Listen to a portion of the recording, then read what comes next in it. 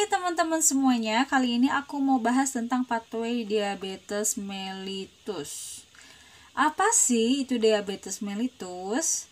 Diabetes mellitus merupakan sekumpulan gangguan metabolik yang ditandai dengan peningkatan kadar glukosa darah atau hiperglikemia akibat kerusakan pada sekresi insulin, kerja insulin, atau keduanya. Ini menurut Schmetzel and Baer tahun 2015. Ada dua klasifikasi DM, yaitu DM tipe 1 dan DM tipe 2. Untuk DM tipe 1 itu terdapat ketidakmampuan untuk menghasilkan insulin karena sel beta pankreas telah dihancurkan oleh proses autoimun. Maka terjadi defisiensi insulin atau kurangnya produksi insulin dalam darah, bahkan ada yang sama sekali sel beta pankreas tidak memproduksi insulin sedikit pun pada DM tipe 1 ini. Maka hal ini akan menyebabkan defisiensi insulin atau kurangnya produksi insulin. Sedangkan DM tipe 2 dikarenakan obesitas karena pola hidup yang tidak sehat dan juga bisa disebabkan oleh usia. Seperti kita ketahui pada umumnya, semakin bertambah usia, pastinya organ tubuh ataupun sel-sel yang ada pada tubuh kita fungsi kerjanya pasti akan menurun, apalagi dibarengi dengan pola hidup yang tidak sehat. Dan bisa juga disebabkan oleh genetik atau keturunan. Dan yang mana ini semua menyebabkan sel beta pankreas rusak yang berakibat terjadinya defisiensi insulin. Nah, lalu apa nih yang akan terjadi jika tubuh kekurangan insulin? Pada pasien DM, jika tubuh kekurangan insulin, maka akan terjadi penurunan proses anabolisme protein. Yang pada umumnya kita tahu fungsi protein itu adalah untuk menjadi perisai tubuh kita. Namun ini tidaklah terjadi. Ketika fungsi protein pada tubuh itu menurun, maka akan terjadi kerusakan pada antibodi, yang mana akan turunnya kekebalan tubuh kita, sehingga pada pasien DM ini resiko terjadi infeksi. Maka diagnosa keperawatan yang bisa kita angkat adalah resiko infeksi. Dan jika terjadinya penurunan kekebalan tubuh kita, pada pasien DM akan terjadi neuropati sensori perifer atau kerusakan pada sistem saraf perifer atau sistem saraf tepi, yang mana pasien DM pasti tidak akan merasa sakit ketika adanya luka, baik luka nekrosis atau gangren. Maka diagnosa keperawatan yang dapat kita angkat adalah kerusakan integritas jaringan. Jika terjadi defisiensi insulin dalam tubuh, maka insulin dalam sel tidak akan cukup dan sel pasti akan mulai kelaparan, sehingga terjadi peningkatan katabolisme protein, yang mana protein yang harusnya jadi cadangan energi, namun pada kejadian ini protein menjadi energi utama bagi tubuh karena karbohidrat atau gula yang ada tidak memenuhi kebutuhan tubuh, sehingga akan menstimulus hipotalamus merangsang rasa lapar dan haus.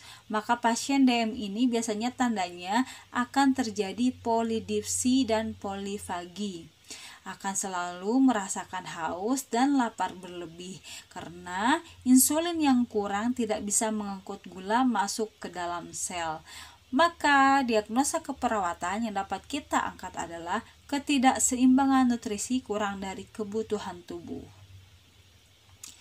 Ketika terjadi defisiensi insulin pada tubuh, tidak hanya protein yang dipecah menjadi energi, namun begitu juga pada lemak. Lemak akan digunakan sebagai energi, sehingga proses lipolisis meningkat, yang mana pelepasan lemak dari jaringan lemak meningkat untuk dijadikan energi. Namun, jika hal ini terjadi, otomatis gliserol asam lemak bebas meningkat dalam darah sehingga memicu terjadinya aterosklerosis dan ketogenesis. Jika terjadi proses aterosklerosis, maka penyumbatan bisa terjadi pada makrovaskular ataupun mikrovaskular.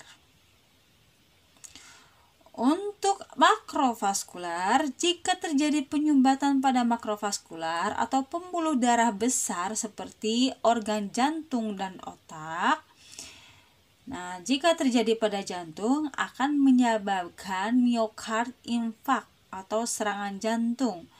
Dan diagnosa keperawatan yang dapat kita angkat adalah nyeri akut. Dan jika ada sumbatan pada cerebral akan menyebabkan stroke. Lalu, jika terjadi sumbatan pada mikrovaskular atau pembuluh darah yang kecil seperti organ retina pada mata dan organ ginjal, pada retina akan terjadi retina diabetik sehingga menyebabkan gangguan penglihatan yang akan beresiko cedera. Maka diagnosa keperawatan yang dapat kita angkat adalah resiko cedera. Sedangkan jika terjadi sumbatan pada organ ginjal, maka akan terjadi neuropati. Kondisi tersebut akan merusak sistem penyaring di dalam ginjal, menimbulkan gangguan ginjal hingga menyebabkan gagal ginjal. Lalu, jika terjadi peningkatan gliserol asam lemak bebas, maka akan memicu terjadinya penumpukan bahan kimia yang disebut keton, sehingga terjadi ketogenesis, yang mana kadar keton dalam tubuh meningkat, yang akan menyebabkan gangguan kesehatan, terutama pada organ ginjal akan terjadi ketonuria, yang kondisi ini akan ditemukan adanya keton pada urin. Jika sistem penyaringan terdapat bahan keton dan banyak mengalir dalam edaran darah, hal ini akan mengakibatkan terjadinya ketoasidosis pada penderita diabetes. Ketoasidosis ini bahkan bisa mengancam jiwa jika tidak ditangani secepatnya. Jadi sangat berbahaya banget kalau misalkan sampai ketoasidosis ya, karena bisa mengancam jiwa. Gejalanya mencakup nyeri abdomen, mual muntah, nafas dengan sangat cepat atau hiperventilasi, nafasnya bau keton, dan kehilangan kesadaran atau koma. Nah, kondisi ini akan menyebabkan pasien kekurangan nutrisi, maka diagnosa keperawatan yang berkaitan adalah ketidakseimbangan nutrisi kurang dari kebutuhan tubuh. Lalu apa yang terjadi pada karbohidrat atau gula yang kita makan pada pasien DM jika terjadi defisiensi insulin? Pada pasien DM umumnya proses pemecahan gula menjadi kalori itu tidak akan terbentuk karena adanya gangguan pada insulin yang mengantar gula masuk sel yang seharusnya dijadikan energi. Namun ini tidak terjadi sehingga glukosa yang ada fungsi pemakaiannya akan menurun, yang akan menyebabkan kadar glukosa dalam darah tinggi atau hiperglikemia. Jika terjadi hiperglikemia, maka akan terjadi glikosuria dan peningkatan viskositas darah. Normalnya, cairan apapun yang ada dalam tubuh akan melewati ginjal. Apabila terdapat peningkatan glukosa dalam urin atau glikosuria, maka akan memicu terjadinya osmotic diuresis, yang mana meningkatnya rasa ingin buang air kecil atau poliurea. Dan jika hal ini terjadi, akan menyebabkan dehidrasi, maka diagnosa keperawatan yang dapat kita angkat adalah kekurangan volume cairan. Jadi, peningkatan gula dalam darah lebih dari normal akan menyebabkan peningkatan viskositas darah. Jika terjadi pengentalan dalam darah meningkat, akan memperlambat aliran darah, yang mana kondisi ini akan memicu terjadinya iskemik jaringan atau kekurangan aliran darah pada jaringan. Maka diagnosa keperawatan yang dapat kita angkat adalah ketidakefektifan perfusi jaringan perifer. Oke, sekian dari penjelasan aku tentang pathway diabetes mellitus. Jika ada kekeliruan dalam pemaparan materi ini, bisa kalian isi kolom komentarnya ya. Semoga video ini bermanfaat. And next, kita ketemu di video pathway selanjutnya. Jangan lupa subscribe channelnya dan dukung selalu. See you next video. Salam sehat selalu. Bye-bye.